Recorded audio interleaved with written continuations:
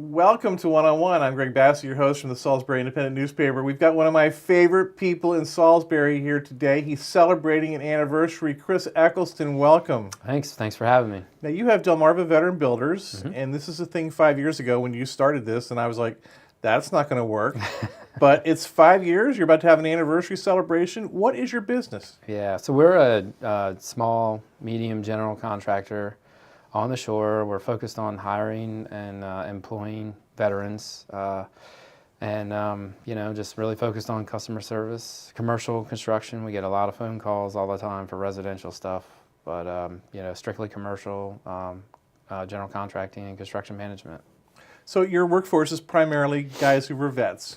Yeah, and so we have about 75%. We've always we market ourselves that we want to maintain that 60% mark, and that says that we're true to our calls about who and what we are. But right now we're currently about 75% of our workforce is either currently serving or have served. So. And are you always hiring? Do you always need more? We're always hiring. We could hire 4 or 5 people right now and put them right into the workforce. And I think the unique thing about our company too is that we're a company that's about improving our team members. So either if they come for a short period of time and then move on to something else, it's kind of unintended consequences. We've become a transitional employer. So it's kind of neat to see that happen and have a construction company willing to take that risk on employees. Now, I can't connect not being a veteran, just being like kind of the sissy man. But yeah. When veterans when they come out of the service, what challenges do they face? So I think the biggest thing that they struggle with, and I'm going to kind of use my own personal experience, is just that I had a great structure and I had a great teamwork and I stood for something that was larger than myself. You had a purpose. You're right. And so when they get out of the military, they kind of lose that.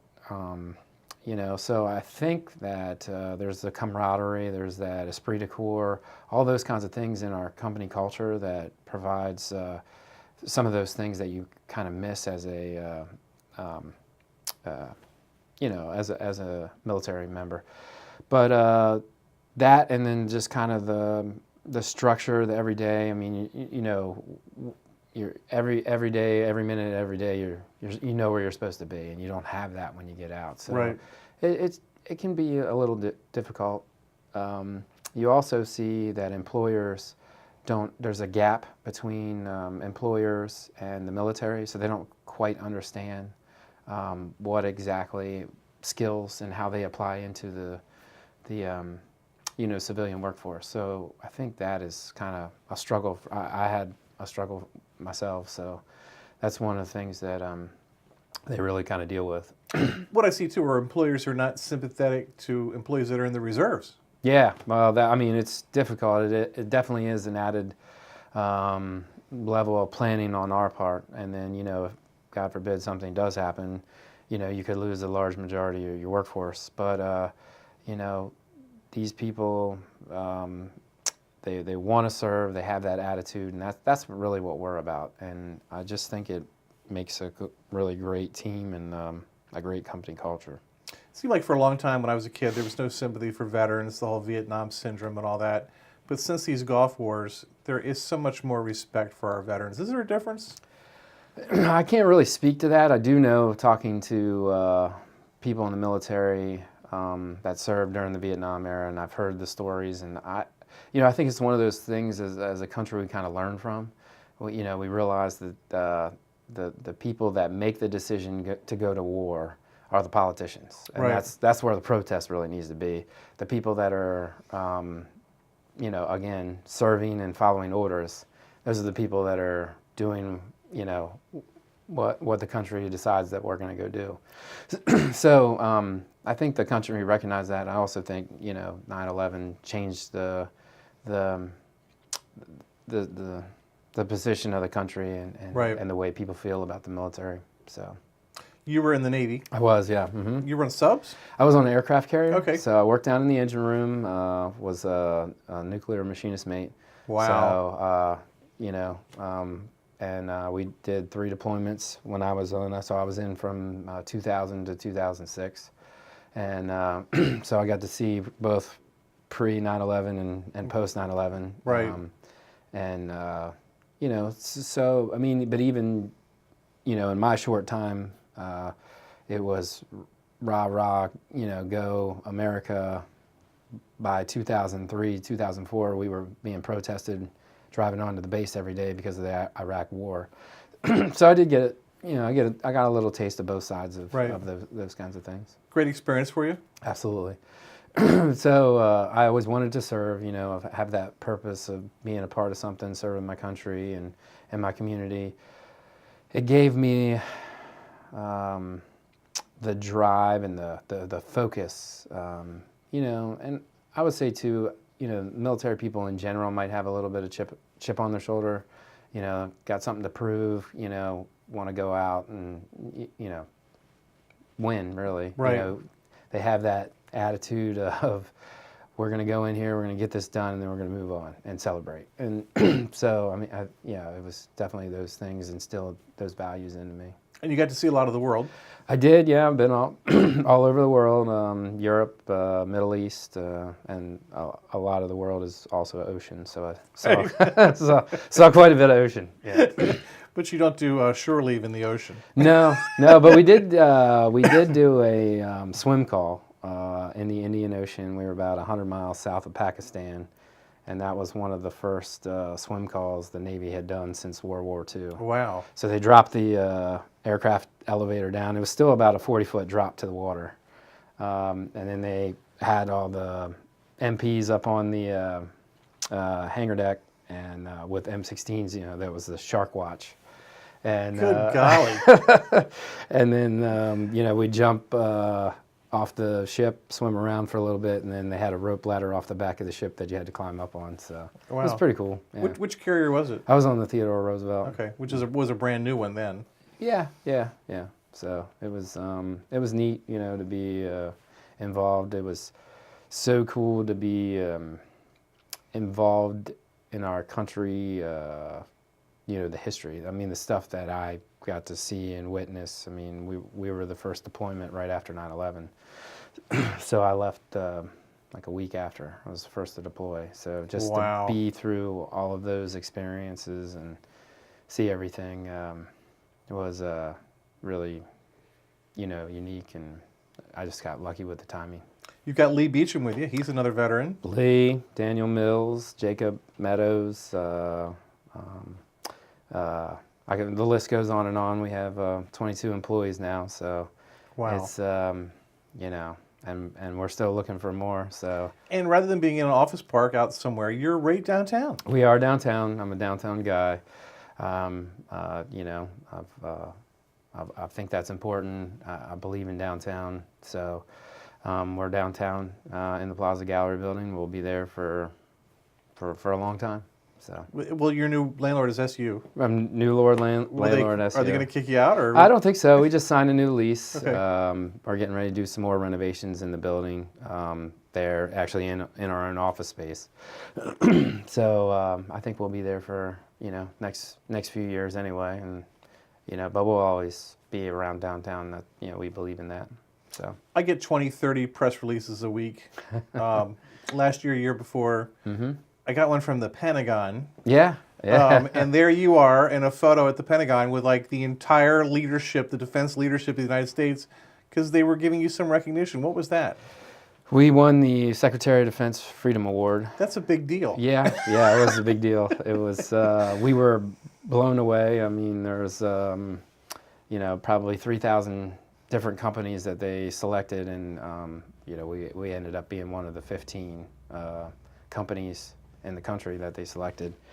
So Yeah, we won that, and really, I think the reason why we won that is number one, what we stand for, what we believe in, but the unintended consequence I talked about earlier, that transitional piece of employment, where you get out of the military, you're not sure what you want to do, and you have an employer that's saying, "Come here, figure it out, and then we'll help you move on to whatever you want to go do." And I think, whether or not you want to stay with us or move on, the team members that have stayed with us, they see other people come and move on, and that's just not an elevator pitch. That's a real thing. Right. And what that has built is also another unintended consequences. Unintended consequence. So I mean, the people that have stayed with us and grown and helped people move on, that's a real thing that we all believe in, and that's something that we're really proud of. And I think that blew the ESGR, which is the Employer Support Guard and Reserve group. I don't think they've seen that before. So I think if that's one thing of how we're different, I think that's the big reason. So yeah, it was you with all the brass guys up there. Yeah, I mean, companies like Lowe's, Alaska Airlines. I Yeah. got to meet the CEO of Lowe's. So, for me to stand up there, and at the time, I think we had 12 or 13 employees. All these companies are mega monster companies. It was pretty impressive. Yeah. So. And then last year, the comptroller was in town. You won a state award. The Bright Lights Award, yeah, for Wycomico County. Mike Dunn, Greater Salisbury, nominated me, and they selected Delmarva Veteran Builders for that award. So that's I guess that award was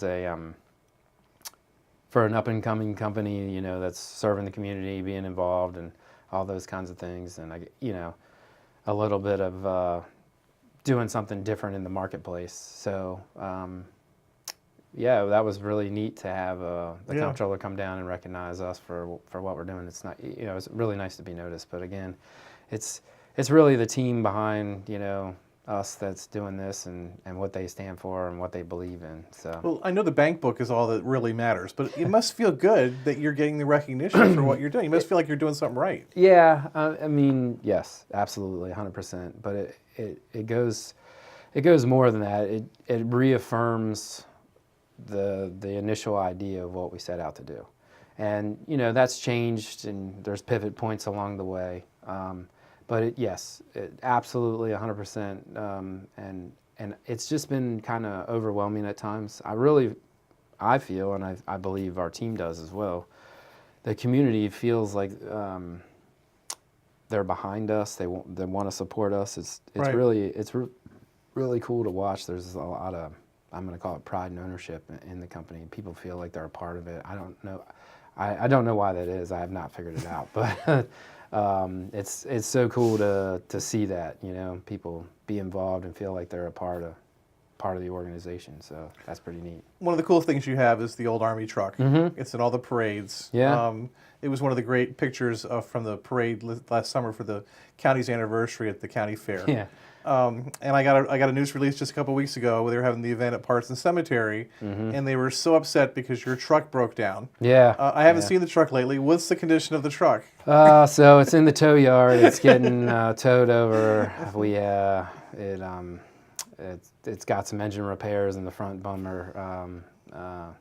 It's got bent, so we gotta get that fixed. I'm hoping to have it. I'm kind of hoping to have it ready to go for the St. Patty's Day parade. Coming up in Ocean City, so that's It's such a great symbol. Oh yeah, and it just recognizes, and that was actually Lee Beecham's idea. Okay, So, it reminds me of like a play toy I had as a kid. yeah, absolutely. So we were sitting around the conference room one day, and he said, we should do something like that, and I said, okay, let's do it. So it's actually a funny story. We found one on eBay, and him and I drove all night down to Winston-Salem, North Carolina, and then drove it back the next day. Wow. So, yeah. And you had it parked in front of the car wash here in Midtown that you renovated. Yeah. So it was a great symbol for you guys. Yeah. So, and that deuce has become the symbol for our company. Right. And so again, it was kind of a joke really when we bought it. We put the things on, and now it's kind of become the symbol and the icon that everybody wants on their. I mean, and customers ask for it. And that's the funny thing that we didn't plan on that. So, but we'll be sitting in a meeting with a client, and they're like, oh yeah, I want that truck on my job site. And one thing that we have found with that is customers that do want the vehicle there. I mean, especially retail clients, they've seen an uptick in their I think it works. in their sales. I think it works. So so we're definitely getting that thing back in service and be ready to go. Now you do new construction, but I see primarily you doing a lot of renovation type work. Is that true? Yeah, we do have a little bit of everything. So renovation and new construction. We're actually building 2 brand new Royal Farms right now, but So you're doing the one here in town? We are, yeah, Okay. right on 13, and then we're doing another one up in Fenwick, and we're building a new hotel. So, but renovation work, yeah. And that's in Ocean City. I've seen Yeah. that at 67th Street, Yeah. right? So, but renovation work, I mean, when we started 5 years ago, we were still kind of crawling out of that recession. Right. So that was the work that was available, and so we've done all that kind of work, and we'll continue to do that work. That's a big part of our portfolio. I mean, one of the things that I learned early on when we were getting going was customers and clients wanted to see this new construction experience, and that is, I guess that's the status quo, or the, what customers, if you can build that, then you're doing it right. So I kind of learned that, but really from an insider standpoint, renovation work is so much harder. Is it really? Oh yeah. Well, you're uncovering things, and Right. so it's actually much more difficult to manage a renovation project than it is to build something new. So, but customers, to be a reputable and qualified contractor, they want that new construction experience. So You turn the Honda dealership into a medical office that your doc's in. It's beautiful in there. yeah, it's absolutely gorgeous. They're a long-time customer. We've done 3 or 4 projects with them now. So we really like working with them. We're getting ready to renovate, excuse me, the old PNC Bank on the corner of Snow Hill and Beagland. Right. I was wondering what was going on there. Yep. Right. So that's going to be a dental office. Okay. Dawson Dental's moving from Riverside. Rick Dawson will go over there. Okay. Yeah. So we're getting ready to renovate that. That'll look totally different and new again. So it's really cool to be a part of the community and bring these buildings back to life with purpose, and just fit into the new landscape. So, Right. And I just got a news release the other day. You're doing the corporate headquarters for one of the poultry companies up in Delaware. Allen Harim, yeah, Okay. we're doing that as well. So that's a really exciting. That looks like a big project based on the plan they sent me. Yeah, it's a huge project. It's a very accelerated timeline.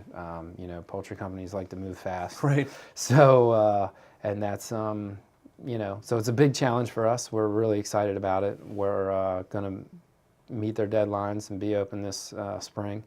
So, and it's really cool. It's kind of modeled after their South Korean corporate headquarters. Okay. So I think it's going to be a really, really nice space. And that project's actually kind of taken a unique life of its own. We've gotten more into furniture and interior decorating and all those kinds of things on that particular project. We're not really involved in that, but we're bringing a team together and seeing so it's much more of a turnkey project for us, which is something we don't typically get involved in. Right. So it's really neat.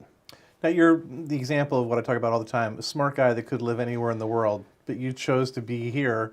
Why? So I don't know, thank you for that, but I don't know if that's necessarily true. I mean, you can take your talents anywhere. Yeah, well, I mean, this area is, and I've said this several times, if you're a younger person and you want to work hard, I believe this community will embrace and want to see young people prosper. And there's a lot of opportunity out there. And I think nationally too, that, looking at national trends, you have an aging workforce with Gen X and the baby boomer generation. So, I mean, there's just a lot of opportunity. You're going to see a lot of transition and turnover in the next 5 to 10 years. It's going to be, it's going to happen fast.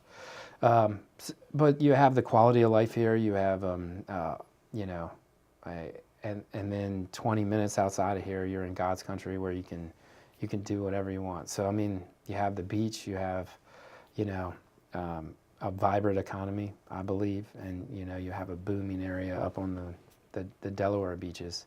It's a little spread out, but you know, we have lower crime rates, and this is a great place to raise a family. And then the last piece that has always excited me about this community is the civic aspect of it. The people that are involved, that want to see this place better, that get involved and get things done. I mean, that to me is kind of its own little family thing, and that to me is what attracted me the most. One of the things I got some experience with was this transformational leadership series that you did, where you had young people coming in to learn about the community so they could connect with it better. Talk about that a little bit. But that was really Mike Dunn and Heather Duma, yourself, and Dave Hanlon, and Mary Angelou. Yeah, but that was the team behind that. But it was your vision. Yeah, a couple years ago, I had this idea that, and to tell you the truth, I wanted to go learn about these places. So I kind of, and I'm not a very detail-oriented guy. So that's why I went to Heather Duma to begin with, because she wanted everything planned out to the T. She's a development director at Coastal Hospice. Mm-hmm. Yep. So, and at the time she was working for Andy Harris. Yeah. Right. So. So it was the thought process of taking what I said a few minutes ago about the next 5 to 10 years, where you're going to see a lot of people age out of the workforce and a lot of new people come in.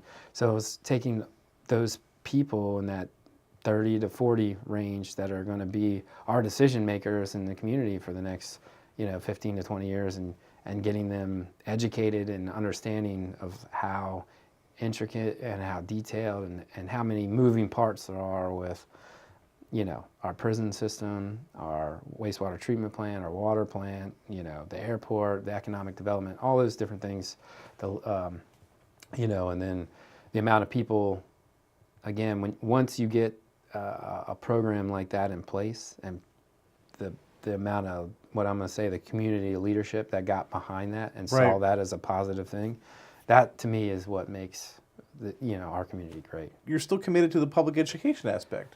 Yeah, absolutely. I mean, I believe that that's a huge economic development engine for our community, and I applaud Bill Chambers, the CEO of the chamber, and Mike Dunn for the Greater Salisbury. They're going to do a State of the Schools address, and I've been talking. Right, that's coming up at Parkside on the 28th, I think. Yeah. And I've been talking for 2 years that anybody will listen, that we've got to have events in our school systems. We got to see how great, or what we need to invest in. Right. And I think that's a shift that you're starting to see, is that I look at public education as an investment in my future for our community, and for my business, and for our employees, and for my children. I don't know that my children will go to public school. I want them to. My wife feels differently.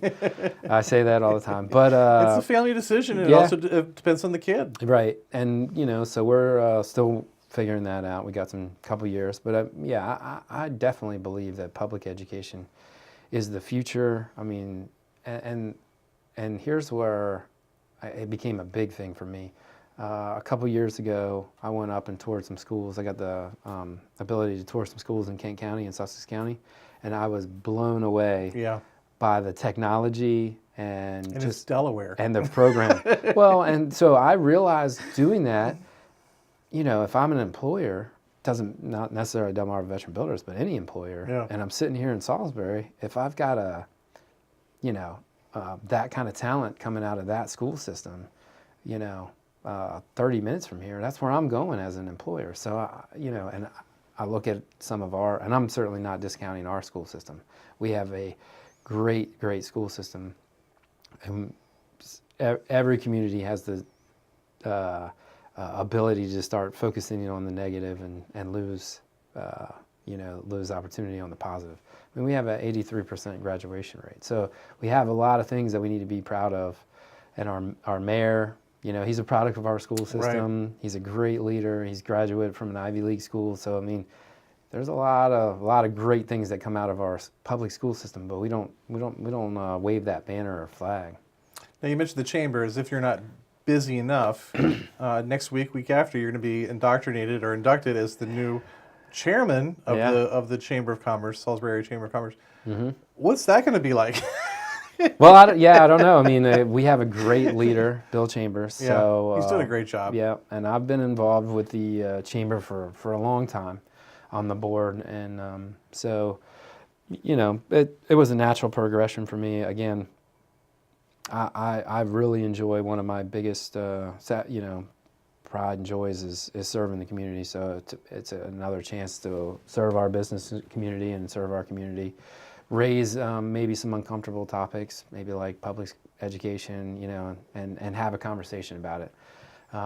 The chamber has a 100-year anniversary coming up in 2020, so that's a big thing. And then, just to continue to move the chamber in the direction that it's moving in, so it'll be good. Yeah, the towns I've been in, I've never seen a Chamber of Commerce that was so pertinent to what goes on everywhere in the town as our chamber. Yeah, I definitely think that, and this is something that I'm so proud of, and I hope everybody else in the community is, but when you sit or just watch from the outside and you see our chamber, our Greater Salisbury, and our economic development arms all moving, not in unison, they're moving in unison most of the time.